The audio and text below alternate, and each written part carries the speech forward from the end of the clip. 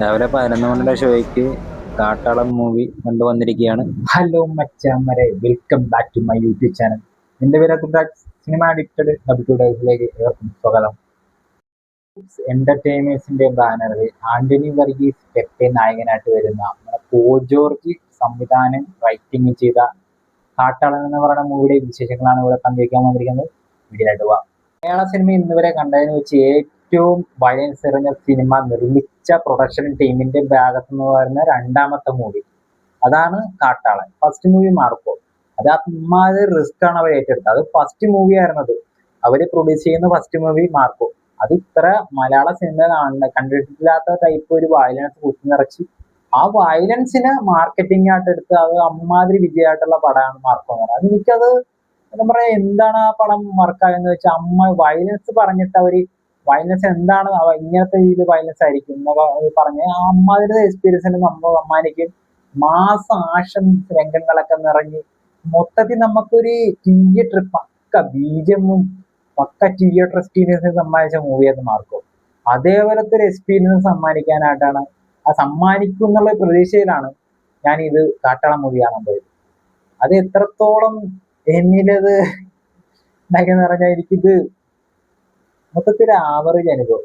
ഇത് എന്താണ് എന്റെ കുറവെന്ന് എനിക്ക് നോക്കിയിട്ട് ഇപ്പൊ ആരെ പറ്റി പറയണം, ഇപ്പൊ ഡയറക്ടറിനെ പറ്റി പറയണം, ആക്ടറിനെ പറ്റി പറയണം, അതാ ഇനി മ്യൂസിക് ഡയറക്ടറെ പറ്റി പറയണം. അതെ വിഭസ്രൂടനെ കണ്ടപ്പോൾ ഞാനൊക്കെ കിടിലൻ തിയേറ്റർ എക്സ്പീരിയൻസ് ആയിരിക്കും ബിജിഎമ്മിന്റെ കാര്യത്തിൽ. ബിജിഎം ഒക്കെ ഉണ്ട്, പക്ഷെ എന്നാലും ചവറ് പോലെ കുത്തി നിറഞ്ഞെന്ന് പറഞ്ഞിരിക്കുകയാണ്.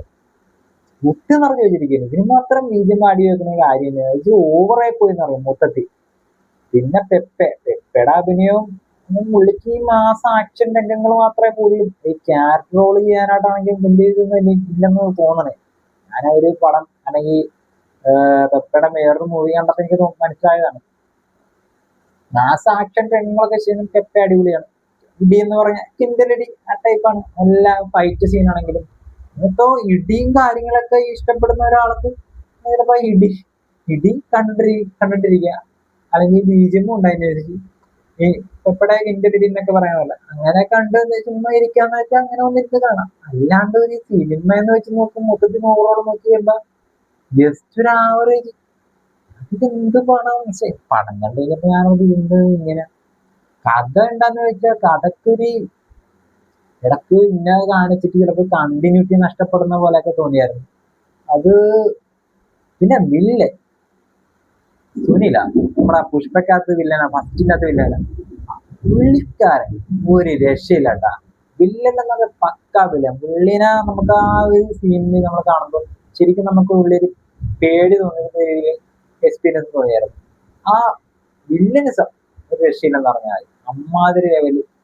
പുള്ളി ഈ പുഷ്പക്കകത്തൊക്കെ പുള്ളിനെ ഒരുമാതിരി ഒരു കോമഡി ആക്കി കളഞ്ഞു. ഫസ്റ്റ് സീനിലൊക്കെ ഒരുമാതിരി മാസാക്കി കളഞ്ഞിട്ട് പകുതി സെക്കൻഡ് ഹാഫ് ആയപ്പോ ഒരുമാതിരി കോമഡി റോളാണ്. പക്ഷെ ഇവിടെ അങ്ങനെയല്ല. നല്ല പോലെ പണിയെടുത്തിട്ടുണ്ട്, നല്ല പോലെ ഉപയോഗിച്ചിട്ടുണ്ടെന്ന് പറഞ്ഞത് പുള്ളി. അതെനിക്ക് ഭയങ്കര ഇഷ്ടപ്പെട്ടു. അമ്മാര് വില്ലനായിരുന്നു. പിന്നെ നമ്മുടെ പെപ്പെ ഞാൻ പറയാം, ഇങ്ങേരല്ലാതെ വേറെ ആരെങ്കിലും ആയിരുന്നെങ്കിൽ ഇച്ചിരി വർക്കായനെന്ന് തോന്നിയത് ആ റോള്. എനിക്ക് അത്രക്ക് അങ്ങോട്ട് ആ റോളിൽ ജയിച്ചില്ല പെപ്പെ ചെയ്തിട്ട്.